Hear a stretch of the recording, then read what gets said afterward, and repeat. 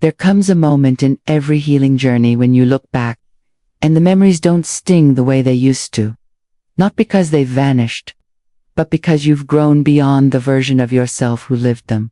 One evening, months after everything ended, I sat by my window watching cars pass by in the soft glow of streetlights. The world felt calm, and for the first time, the past felt like something I could hold without breaking.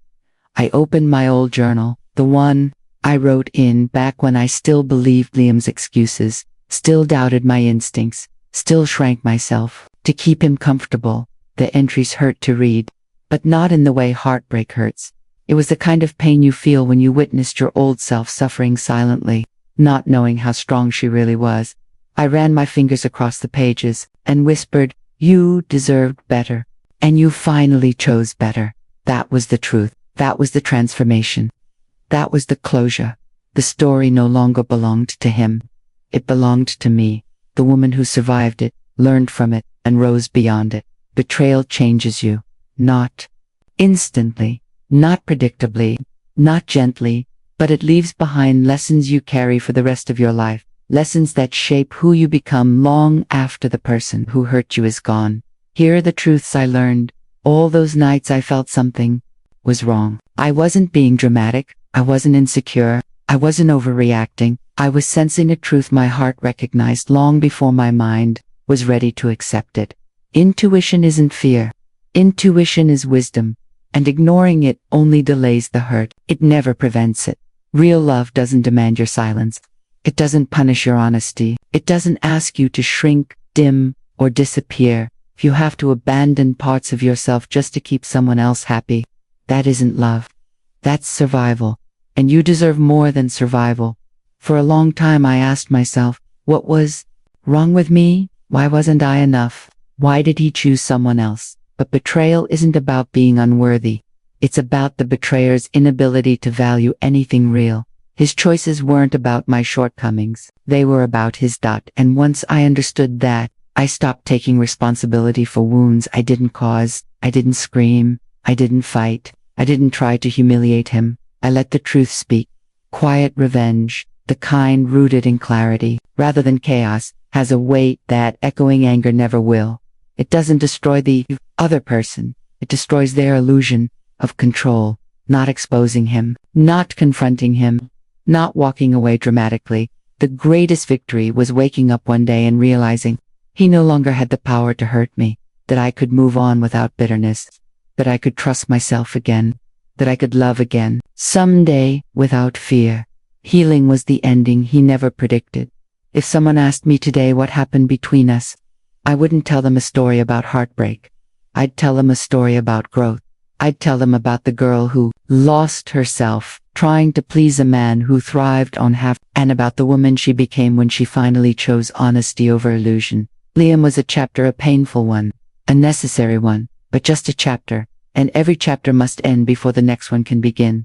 I didn't get the apology I once thought I needed. I didn't get closure from him. I didn't get answers for every lie he told, but I got something better. I got myself back, stronger, wiser, more whole, and that was the ending he never saw coming. Because the real revenge was simple. I healed, I grew, I moved on, and he stayed exactly where his lies left him. If you are listening to this story and find pieces of yourself in it, in the doubt, the pain, the waiting, the confusion, then hear me clearly. You deserve honesty. You deserve loyalty. You deserve peace. You deserve the kind of love that doesn't make you question your worth. And if someone cannot give you that, it is not your job to change them. It is your job to save yourself, walk away if you must, heal if you need to, rebuild at your own pace. Because leaving someone who hurts you isn't weakness, it's courage. The kind of courage that transforms you into the person you were always meant to become. And someday, you'll look back the way I did. Not with pain, but with pride. Because you survived. Because you grew. Because you chose yourself. And there is no revenge more powerful than that. I always thought the worst kind of heartbreak was the kind you could see coming. But the truth is, betrayal hits hardest when you're busy defending someone who was never defending you. I still remember that night.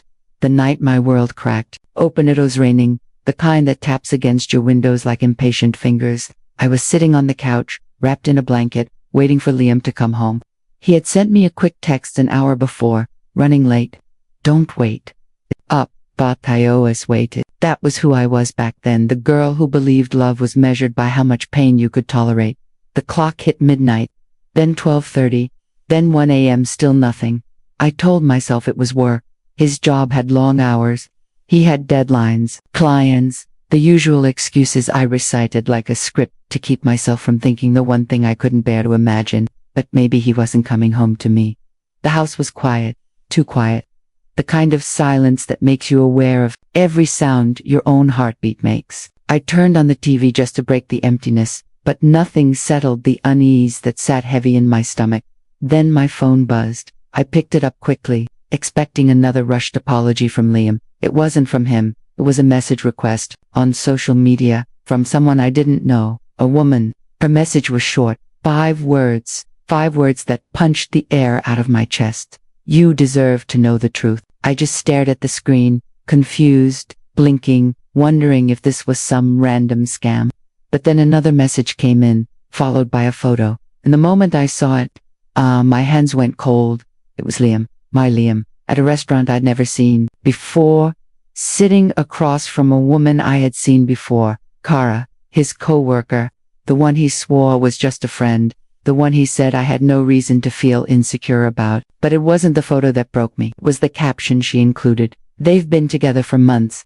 My blanket slid off my lap. My breath quickened. My heart didn't just hurt, it collapsed. A deep, raw ache spread across my chest as 100 memories suddenly rearranged themselves into something darker.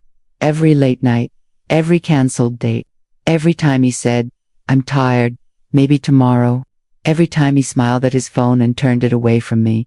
My eyes burned, but I didn't cry. Not yet. Instead, I whispered to myself, trembling, this can't be real. It can't be real. But deep down, I knew it was. And that was the night everything changed. I didn't tell him what I saw. Not at first. For 3 days, I walked around the house in silence, pretending everything was normal. But inside me, something new was waking up.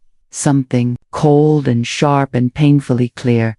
I watched him lie to me in real time. Baby, work is crazy lately. Sorry I'm late. It won't happen again. You know, you're the only one. Every line felt like a razor sliding across trust that had already been thinned to paper, but I stayed quiet. Why? Because I needed to understand. I needed to know everything before I made my move. So I paid attention. I studied him, the way you study a stranger who has stolen your face. And the more I watched, the more I noticed. The way he angled his phone away from me. The sudden change in cologne. The new shirts I hadn't seen before. The constant smiling at messages he never let me read. And worst of all, the way he looked at me with rehearsed affection, never quite reaching his eyes. On the 4th night, I finally broke. We were sitting at dinner, and he was telling me about some team meeting he had tomorrow. His voice was casual, relaxed. Too relaxed. I spaced out, staring at his mouth move, at the easy confidence of someone who thinks they're untouchable. He noticed my silence. You okay? He asked. I nodded, but inside, a different answer formed. I will be. That night, I opened my laptop, created a new folder, and titled it simply, Truth.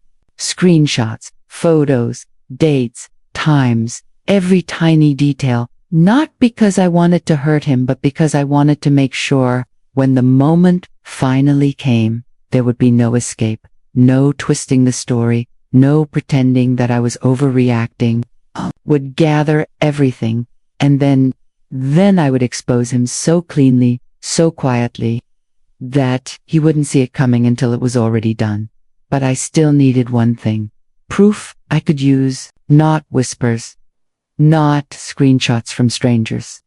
Something undeniable. So, I waited, and I got my chance, far sooner than I expected. It was a Saturday. Liam stood by the door, fixing his hair in the mirror, looking far too excited for someone who claimed he was meeting a friend to catch up on work stuff. I watched him from the hallway. Where are you going?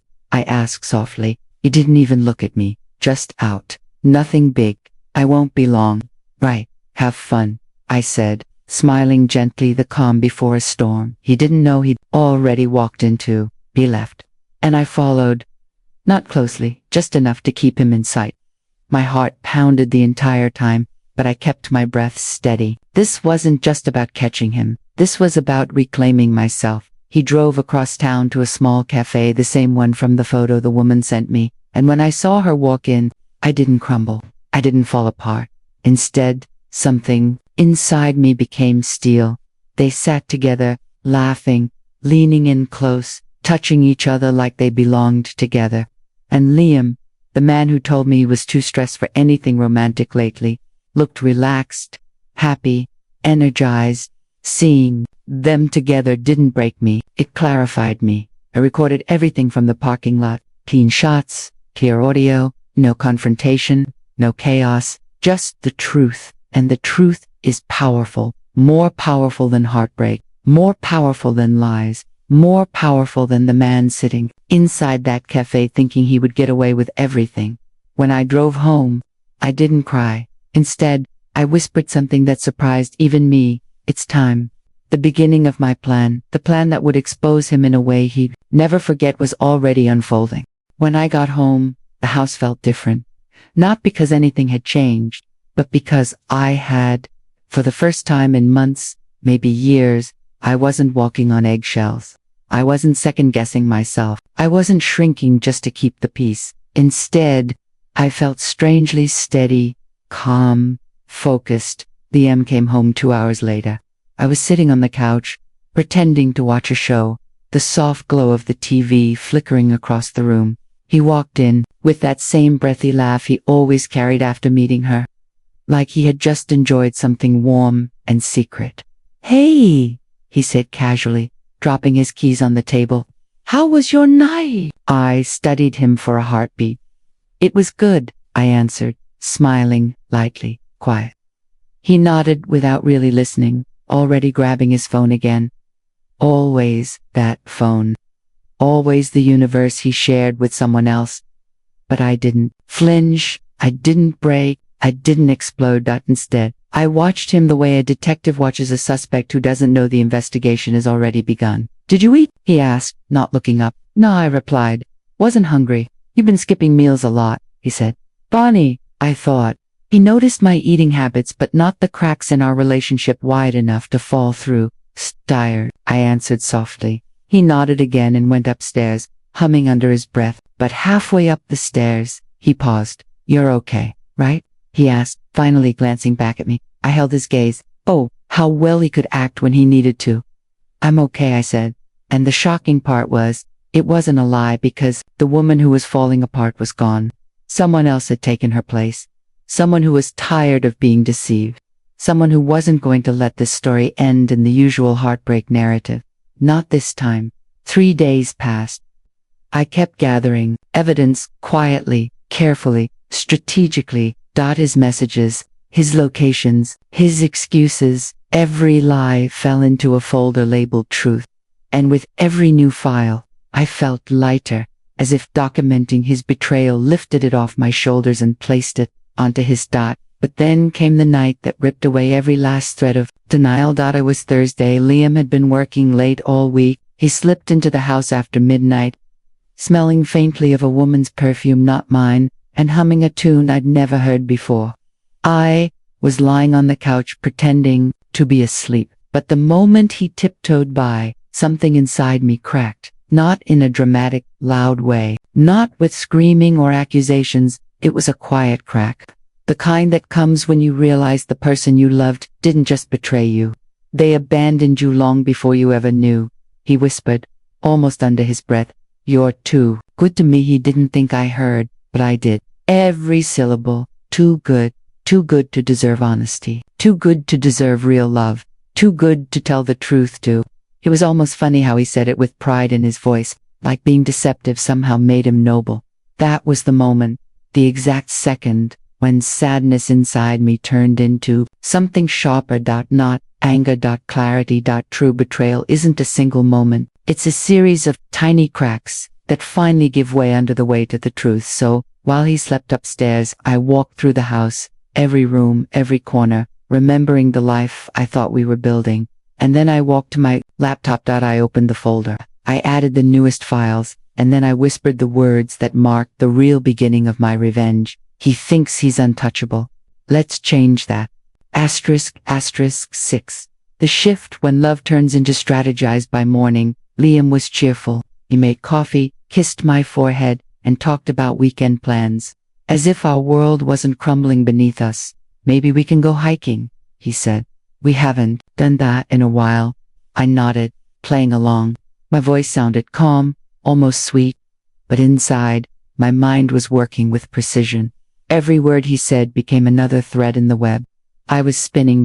Because revenge, real revenge, isn't chaos. It's patience. It's timing. It's knowing exactly when to speak and exactly when to stay silent. And I stayed silent for days, watching, listening, understanding the pattern of his lies, the messages he sent when he turned away, the fake excuses he practiced before saying them out loud, the times he left the house and the times he returned. I didn't have to guess anymore. I could predict him. And when you can predict someone, you can destroy the illusion they're hiding behind.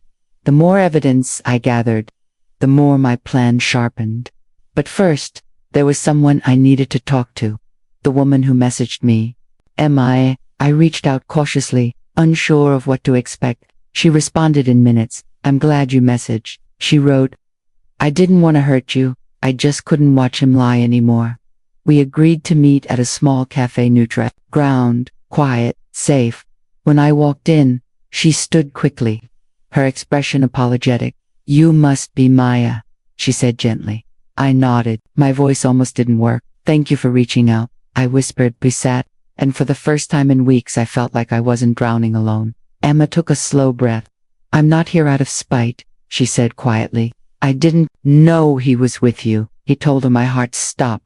I repeated. She nodded. He's not just seeing me. The room tilted for a second. My hands went cold. A buzzing sound filled my ears. More than one. He wasn't just betraying me privately. He was a serial liar, weaving multiple lives together like it was a hobby. He tells each of us a different story, Emma continued. And we believed him because he's good at making you feel like you matter. My chest tightened. I mattered to him once, maybe, in a way that was convenient for him, never deep enough to require honesty. Why did you tell me? I asked. Because he won't stop unless someone stops him.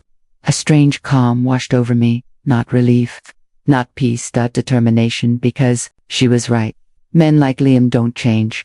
They don't wake up one morning feeling guilt. They don't confess. They don't apologize. They continue until someone ends the pattern. When I got home from meeting Emma, my heart wasn't heavy anymore. It was focused. I walked into the house like a woman who was finally awake. Everything felt clearer, sharper. Liam was at the dining table, smiling down at his phone. Of course he was. Hey babe, he said without looking up. For the first time in months, the nickname didn't hurt. It didn't warm me. It didn't mean anything. I simply nodded, walked upstairs, and opened my laptop. Every file, every screenshot, every video, every message, all of it was ready.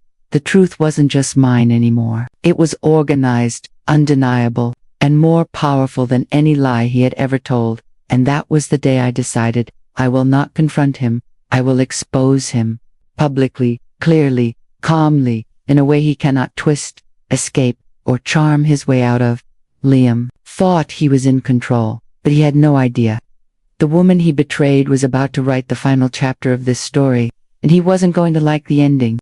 The next morning, I woke up with an unusual stillness inside me. Numbness, not sadness, just purpose. It's strange how, once you decide to stop tolerating someone's lies, their entire world becomes easier to read, like a puzzle you've already solved. Liam hovered around the kitchen, whistling, checking his phone every few seconds. He kept smiling at whatever he was reading, like his private universe was far more entertaining than the life he had with me. I poured coffee and watched him closely. Something good? I asked casually. He glanced up, surprised. Oh, you've been smiling at your phone all morning. He paused, then laughed a little too quickly. Oh, just work stuff. Work. Always work. I nodded softly and sipped my coffee. Inside, I wasn't angry. I was analyzing him. Every habit, every excuse, every nervous twitch. Because step one in my plan wasn't exposing him. Step one was understanding how to make him unravel on his own. People like Liam rely on confidence, a belief that no one would ever challenge them. Take away that confidence, and their entire structure collapses. That morning, I gave him his first push. I was thinking, I said gently, maybe we should go out tonight, just the two of us.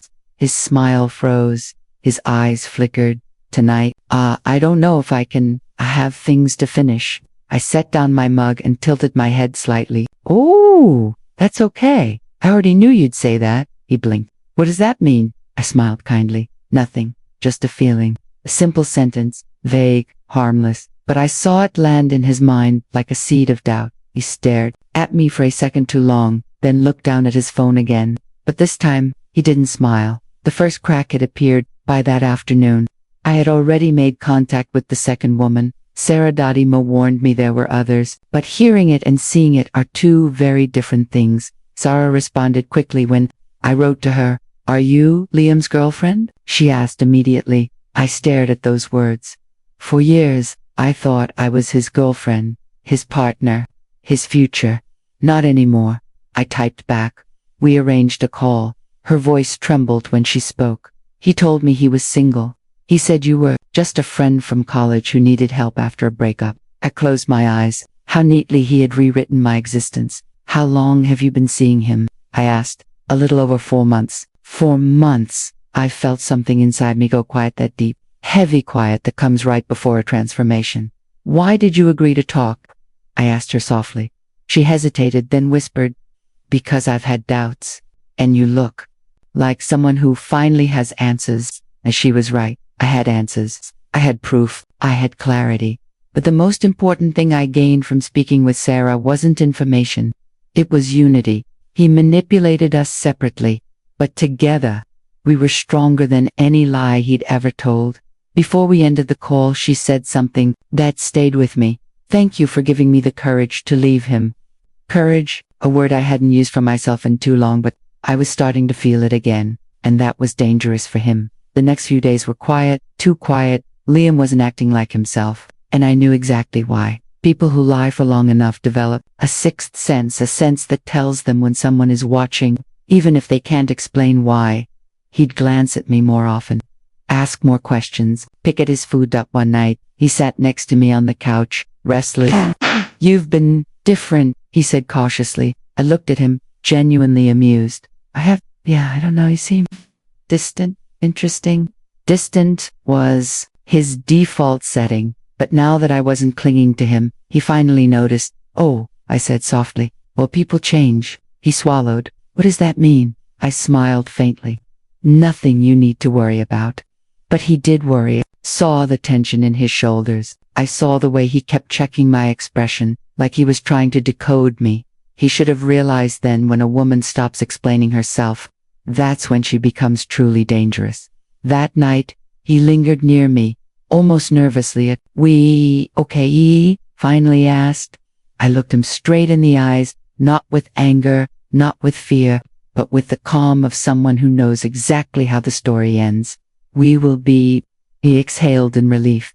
He didn't understand. My answer wasn't about saving us. It was about ending this once and for all. Revenge isn't about screaming. It's not about public outbursts or wild confrontations. It's about precision. It's about letting the truth rise so naturally that the liar becomes the author of their own downfall. My plan had 3 parts. Phase 1. Create distance without explanation. Let him feel uncertainty, the kind he usually created in me. People like Liam crumble when they lose control of the narrative. Phase 2. Quietly. Align every woman he lied to.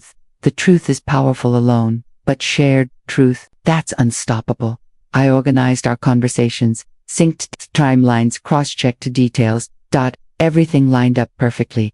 He wasn't just cheating. He was living parallel lives, each with careful lies tailored to the woman he wanted in that moment. Phase 3. Let him expose himself. This was the most important step. I knew that if I pushed too hard, he would deny everything, but if I stepped back, he would get comfortable, and when people get comfortable, they get sloppy. I would give him the space to lie again. But this time, the lie wouldn't fall on trusting ears, it would fall into a trap he didn't even know existed. The turning point came on a Wednesday. Liam stood at the doorway with that familiar practiced expression, soft concern mixed with empty affection. "Hey," he said. "I'm heading out for a bit. Work thing." I nodded. "Have fun." He blinked. "Fun? It's work." I smiled gently. "Of course." He hesitated, staring at me with growing confusion. Something in his face changed. A flicker of fear disguised as curiosity. "Want more details?" he asked. "No," I said simply. "I don't need them anymore." He froze, and I swear that moment, that exact second, was when he sensed everything slipping away, because nothing terrifies a liar more than the moment the person they manipulate no longer pressures them for answers. He stepped out slowly, closed the door, and I watched through the blinds as he drove off straight to the same cafe where his other life lived. I picked up my phone, sent one message. It was time. The moment Liam left the house, my heartbeat steadied into a calm rhythm. Not anxious, not hesitant, just ready. I walked to my desk and unlocked my laptop. The group chat was already open, the chat with the women he had lied to, each one a different piece of the puzzle he thought he'd hidden. Emma, Sarah, and now two more who had recently reached out after noticing the same red flags. What began as a quiet warning had turned into something bigger, a network of truth that Liam never imagined existed. My message was simple. He left. Cal Fun 5th. If any of you want to see the truth for yourselves, today is the day. 3 dots appeared. Then another. Then one more. Emma, I'm on my way. Sarah, I need to see this with my own eyes. Lila, he told me he was sick today. Rachel, same. I'm coming. I stared at their names, each one representing a story he manipulated. Babe, woman he misled, a heart he treated like a temporary distraction. But after today, none of those hearts would belong to him ever again. I grabbed my keys and left the house. Not shaking, not crying, just walking toward the truth that was about to unfold publicly, naturally, and without a single scream. A calm exposure is the kind of revenge that leaves the deepest impact. When I arrived, Emma and Sarah were already waiting in a car across the street. They waved me over, their expressions tense but determined. "How are you feeling?" Emma asked. I slid into the back seat and took a breath. Ready? We watched through the window as Liam entered the cafe. And right on cue, Kara arrived moments later. He lit up the moment he saw her. He kissed her cheek, a casual intimacy he hadn't shown me in months. Sarah inhaled sharply. "He told me he didn't like public affection," Emma murmured. "He said the same to me." I closed my eyes briefly. His lies weren't just manipulative, they were copied and pasted between us. And then, as if fate wanted to give us one perfect scene, another woman walked in. Rachel. She hesitated at the entrance, scanning the room. Then her face dropped as she spotted Liam with Kara. He told her he was sick. Sarah whispered, "And he told me he was working." I added quietly. Emma frowned. "And I was the grocery store friend today." We watched Rachel move toward them, slowly, confusion melting into realization. She didn't confront him. She didn't yell. Instead, she turned around quietly, walked back outside, and sat on the curb, head in hands. My chest tightened. Another heart bruised by the same man. "Should we go to her?" Sarah asked. I nodded. Yes. We stepped out of the car and approached Rachel gently. "Rachel?" I said softly. She looked up, eyes red. But the moment she saw us, all of us together, something clicked. "You're the other ones," she whispered. "Not anymore," Emma said, kneeling beside her. "We're the women he lied to. But after today, we won't be the women he controls." Rachel let out a shaky laugh. He told me I was special." My heart clenched. He said that to all of us. Behind us, Liam and Kara were stood inside, laughing, unaware that his web was unraveling outside the cafe he thought was his safe place. And then, almost poetically, Leela arrived. She walked up, took one look at all of us, and said, "So it's true." Her voice didn't tremble. It was steady, the voice of someone who had been suspicious for far too long. "We need to end this together," she continued. And she was right. This wasn't just about exposing him anymore. This was about reclaiming our stories, the ones he twisted for his own convenience. We stood together, 5 women connected not by love, but by betrayal. It was strange. The unity wasn't heavy or sad. It was empowering. We're not going in there screaming, I said quietly. Emma nodded. No scenes, no chaos, just truth. Sarah added, we tell her. Rachel asked, glancing at the cafe door. I shook my head. We let him tell her, or rather, we let him get caught in the lie. We positioned ourselves near the cafe entrance, just out of sight but close enough to observe. I wasn't nervous, not anymore. This wasn't desperation. This was closure, the kind you create when you finally stop waiting for someone else to fix the mess they made. A few minutes passed. Then the door opened. Dakara stepped outside first, smiling. Liam followed, his hand on her lower back, whispering something that made her blush. But then she froze. Her gaze locked onto us, all 5 of us, standing together. Liam looked confused for half a second. Then he followed her gaze, and just like that his face drained. The confident smirk vanished. His steps faltered. His hand dropped from Kara's back. He blinked, as if trying to make sure we weren't hallucinations. Maya, he croaked. I didn't answer. Sarah crossed her arms. Emma raised her chin. Rachel stared coldly. Lila lifted her phone recording. Kara looked between us in confusion. What's going on? Liam swallowed hard. Kara, let's go back inside. No, I said gently. She deserves the truth. His eyes widened in panic. Maya, don't do this. Let's talk. You've done enough talking.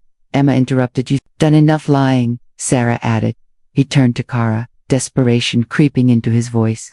This is listen. They're just. But he couldn't finish the sentence, because Kara stepped back from him. Liam, who are they? He opened his mouth, closed it again, opened it again. Nothing came out. And for the first time, since I'd known him, he looked genuinely powerless. I stepped forward, not fast, slow, controlled, calm. Maya, please, Liam whispered, voice cracking. Don't do this out here. I tilted my head. Why not? You never minded lying out here. Kira stared at him, her expression shifting from confusion to hurt, then to anger. Liam, she said softly, tell me who they are. Stammered. They're just acquaintances. Try again, I said quietly. He glared at me, but there was fear in it. Real fear. They're co-workers and friends. I raised an eyebrow. Interesting. Because Emma is the woman you took to the lake house 2 months ago. Liam froze. Emma nodded. Double quotes, and Sarah continued. Is the one you told you were planning a future with? Sarah lowered her eyes. And Rachel, I said, is the one you said you'd marry one day. Rachel let out a bitter laugh. And Lila, I added, is the one you texted last night while you were with Kara. Kara gasped. Her hand flew to her mouth. Liam didn't even try to deny it anymore. He just stood there, exposed by nothing but the truth he created himself. No shouting, no insults, no theatrics. Just reality, laid out plainly. Kara looked at him, tears forming but not falling. How many of us were there? Liam's voice broke. Kara, I'm sorry, but apologies mean nothing when they arrive after the damage is already done. She turned to me. Thank you, she whispered, for showing me. I nodded. Because this wasn't about revenge anymore. It was about liberation. One by one, the women turned and walked away, not angrily, not dramatically, just done. Emma left first. Then Sarah, then Rachel, then Lila. Kara hesitated, then stepped away from Liam slowly, with heartbreak in her eyes. And I was the last one standing. Liam looked at me as if begging for the version of me he once controlled. Maya, he whispered. Please, talk to me. I met his eyes calmly. There's nothing left to talk about. And then I walked away, the quietest exit I'd ever made. And the one that shattered him the most. I didn't look back as I walked away. Not once, not because I wanted to appear strong, but because I genuinely didn't need to see him anymore. For the first time, in what felt like forever, I breathed in air that didn't taste like fear, doubt, or disappointment. It tasted like clarity. By the time I reached my car, Emma messaged me. We're proud of you. Sarah, if you ever need anything, I'm here. Rachel, you've saved us too. Lila, thank you for choosing truth. I stared at their words, heart full and strangely light. This wasn't revenge born from bitterness. It was a reckoning born from truth. The power shift was unmistakable. Liam once controlled our stories. Now he was a side character in all of them. But even then, I knew this wasn't the end. Not because I wanted to hurt him further, but because there was one last thing he needed to face. Accountability. He had built an entire life on deception.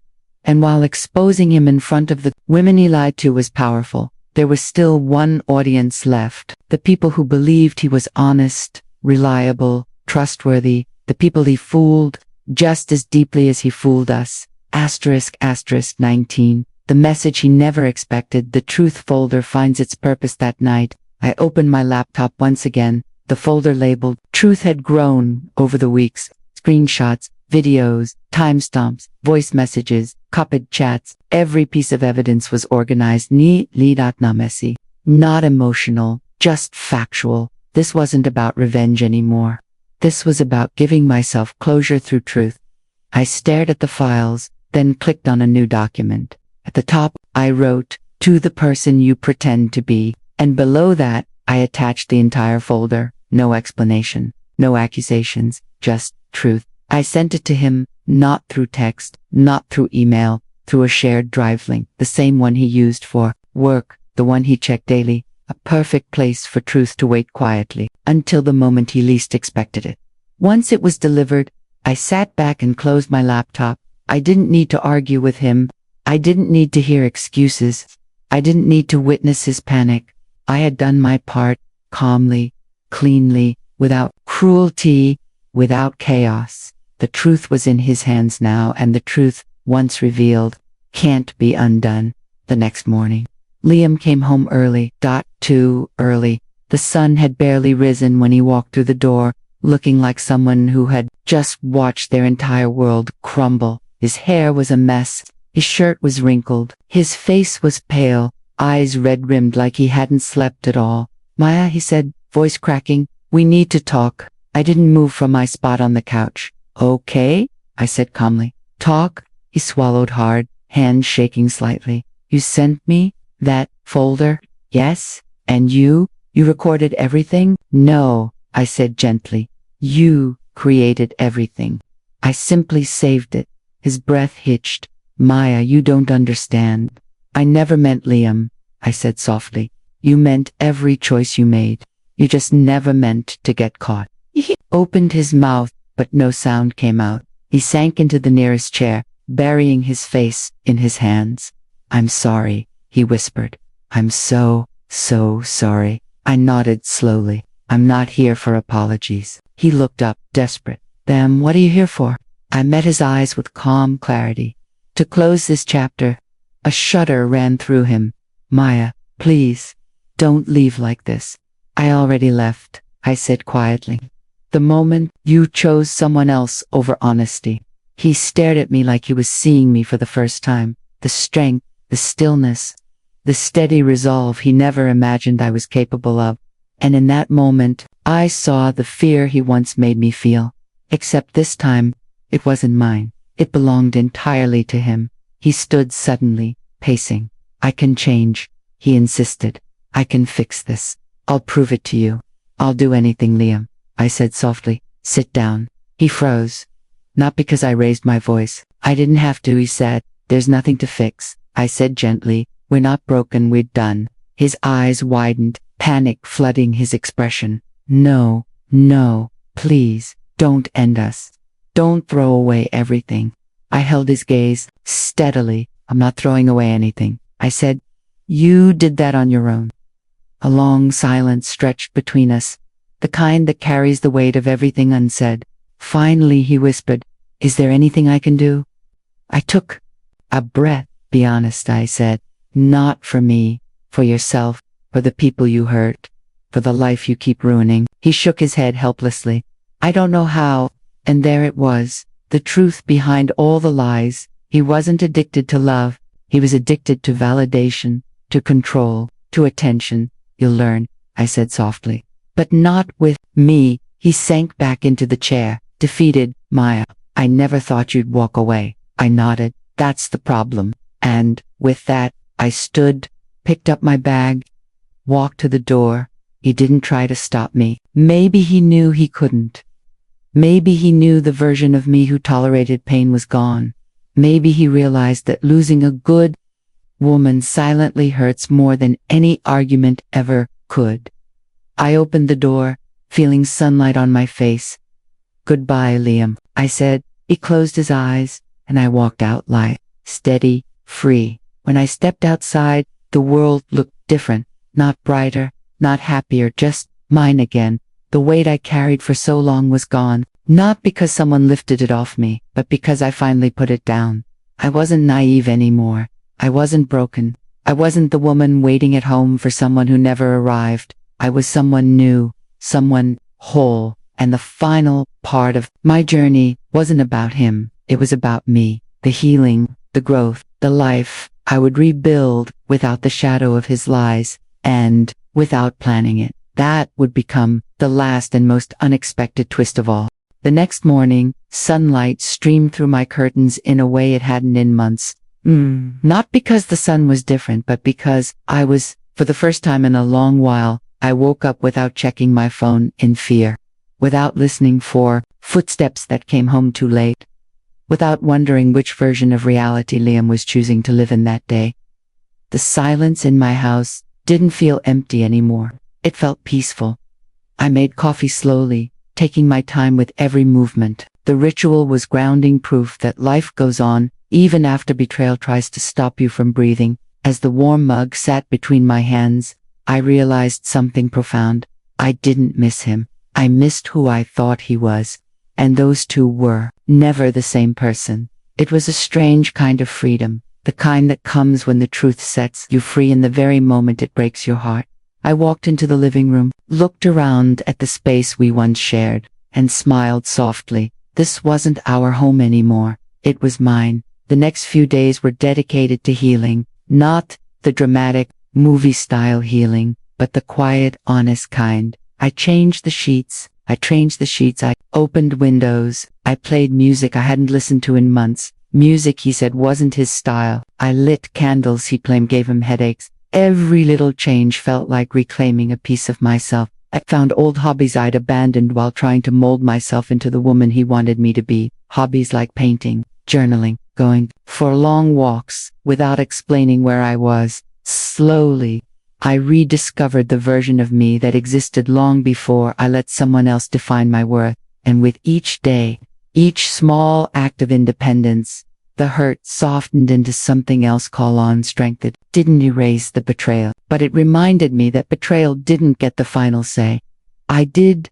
About 2 weeks after the day everything unraveled, I received a message from an unfamiliar number. For a moment, I wondered if it was another woman caught in the web of his lies, but it WASN single quotes T. It was from someone I never expected to hear from. "Tara, can we talk?" she wrote. A strange mix of curiosity and hesitation rose in me. We had already shared one painful truth, the day we all stood together as his worlds collapsed. But a part of me wondered what more she could possibly want to say. I agreed to meet her at a small park near my house, neutral ground, quiet, safe. When I arrived, she was sitting on a bench, twisting her fingers nervously. She looked fragile, but also resolute. "Hi, Maya," she said softly. I sat beside her. "Are you okay?" She took a deep breath. "Needed to tell you something. Something I think you deserve to know." Her voice trembled, but her eyes stayed steady. The eyes of someone carrying a truth too heavy to hold alone. My heart tightened. "What is it?" She looked out at the trees swaying gently in the breeze. "Liam reached out to me," she said. I exhaled slowly. "Of course he did. What did he say?" I asked calmly. "That he made a mistake, that he wants to fix things, that he even changed." She shook her head. And for a second, I almost believed him. My chest tightened. "But then," I asked. "Then I remembered that day," she whispered. "The day we all stood there together. The day his lies finally caught up to him." She turned to me fully. "You saved us. All of us. Not just from him, but from wasting more years on someone who never planned to tell the truth." I swallowed. "Had I didn't save anyone," I said softly. "We saved each other." She smiled sadly. "That's why I needed to tell you something else," she continued. "Something he told me before everything ended. My pulse quickened. What did he say? She paused, gathering strength. He told me he never feared losing any of us. Except you. I froze. He said. She whispered. Maya is the one I can't replace. The one who saw the best in me even when I didn't deserve it. A heavy silence settled between us. I didn't feel flattered. I didn't feel special. I felt confirmation. Confirmation of how thoroughly he had taken advantage of my love, my trust, my loyalty, because he assumed I would always forgive him. He underestimated me. He underestimated the woman I would become after choosing myself over him. And there's more, Kara added gently. My breath caught. He said you were the one he actually loved. But he didn't know how to love someone without destroying them. I closed my eyes, letting her words settle inside me. They weren't healing. They weren't reassuring. But they were freeing, because they proved something important. His betrayal wasn't about me. It wasn't proof that I wasn't enough. It was proof that he wasn't capable of being enough for anyone. When I opened my eyes, Kara placed a hand on mine. You did the right thing, she whispered. Walking away was the strongest thing you could have done. I nodded slowly. No, I said, and I don't hate him. I just don't want to lose myself again. And that was the truth. She squeezed my hand gently. None of us will, she said. Not after this.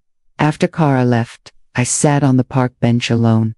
Her words echoed in my mind, not painfully, but with deep clarity. He loved me. Maybe, in the way a storm loves the coastline passionately, destructively, leaving more damage than beauty. But real love doesn't make you feel small. It doesn't make you apologize for asking for honesty. It doesn't punish you for trusting. And that's when the real twist settled in. The revenge wasn't exposing him.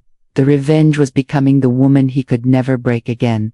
That was the ending he never saw coming. Not chaos. Not anger. Not retaliation. Just growth. Because the moment I reclaimed myself, his hold on me disappeared. That was the twist he couldn't undo. As I walked home from the park, the world felt lighter. Not because everything was perfect, but because everything was honest now. And honesty, even when it hurts, is far easier to live with than a comforting lie. The final part of my journey wasn't about confronting him again. It wasn't about making him suffer. It wasn't about proving anything. It was about healing so fully that his memory no longer carried weight. It was about letting go, because sometimes the most powerful revenge is moving on so completely, the person who hurt you becomes a faded chapter in a book they no longer get to write. And I was ready to turn the page. Healing doesn't happen in a single moment. It doesn't strike like lightning or arrive like a sudden revelation. It comes quietly, softly, gradually. It comes in the mornings, when you wake up and your heart doesn't ache quite as much. In the evenings when you finally realize you didn't think about the past all day. In the laughter you hear in your own voice again. In the peace that settles into your home like a long-lost friend returning at last. I started taking long walks in the evenings, no destination, no rush, no expectations, just moving slowly, breathing deeply, letting myself exist without pressure. I talked more with the group of women who had become unexpected allies. Not about Liam anymore, but about life, dreams, goals, ourselves. Emma started a new job. Sarah began therapy. Rachel moved to a new city. Lila enrolled in a class she'd been afraid to try. We didn't just heal separately, we healed together. Each of us growing into the version of ourselves we should have been all along. It was beautiful, really, the way women find strength, not just in shared pain, but in shared rising. And I was rising too, quietly, steadily, confidently. One evening, my phone buzzed with a number I immediately recognized. Liam. I stared at the screen, not with fear or longing, but with distance, perspective, detachment. For a moment, I considered ignoring it, but then I realized something. I wasn't afraid of his words anymore, so I opened the message. Maya, I hope you're okay. I just wanted to say, I'm sorry for everything. I know I don't deserve forgiveness, but I'm trying to be better. I really did love you, even if I never showed it the right way. I read the words slowly. They were the closest thing to honesty I had ever seen from him. But even then, I could feel the weight of what was missing. growth that hadn't happened yet, insight he hadn't earned, change he hadn't proven. Years ago, I might have clung to those words. I might have convinced myself that love was enough to fix everything. But love isn't magic. Love doesn't erase betrayal. Love doesn't rebuild trust that someone destroyed with their own hands. I didn't reply. Not out of cruelty. Not out of pride. But because silence was the closure I chose. His chapter in my story was over. I no longer needed to rewrite it or reread it or squeeze meaning out of it. The truth had been spoken, the damage had been undone, the healing had begun, and the past no longer needed a place in my present. Weeks turned into months. Not once did I regret walking away. Not once did I wonder if I made the wrong choice, because every day I met a new version of myself, a version I liked more than the last. I changed my routine. I picked up old dreams I'd abandoned for his sake. I reconnected with friends I'd distanced myself from while prioritizing a relationship that wasn't prioritizing me. I learned how to sit with my own company, how to enjoy solitude without feeling lonely, how to trust myself again. Betrayal doesn't just break trust in the person who lied, it breaks trust in yourself, in your judgment, in your ability to see truth. But healing rebuilds that trust piece by piece. One morning, as I stood outside watching the sunrise, I realized something. I was happier alone than I ever was with someone who made me feel alone. And that realization was more powerful than any revenge I could have planned. Because real revenge isn't destruction. It's transformation. It's proving, through your own growth, that the person who tried to hurt you never had the power to stop your life from moving forward. It happened on a quiet afternoon at the grocery store. I was reaching for a carton of milk when someone stepped beside me and I caught the familiar scent before I saw the face. Liam. I froze only for a second, not from fear, but from surprise. He turned, and when he saw me, his eyes widened. Maya, he whispered, like saying, my name hurt. Wow, you look different. I smiled politely. Hi, Liam. He swallowed. You look good. Happier. I am, I said simply. He nodded slowly, like he was absorbing that truth with more weight than anything else I could have said. I'm glad, he finally replied. And for the first time, I believed him. There was no tension, no bitterness, no unfinished war, just two people who once loved each other in mismatched ways, meeting on the other side of a story that was never meant to last. Take care of yourself, Maya, he said softly. I already am. We parted ways in the aisle, not dramatically, not painfully, but gently. A quiet ending to a loud chapter, and as I walked away I realized something profound. I didn't hate him. I didn't resent him. I didn't fear him. I simply didn't need him in my story anymore. And that was the real ending. As the months passed, the past faded into exactly what it always should have been. A lesson, not a scar.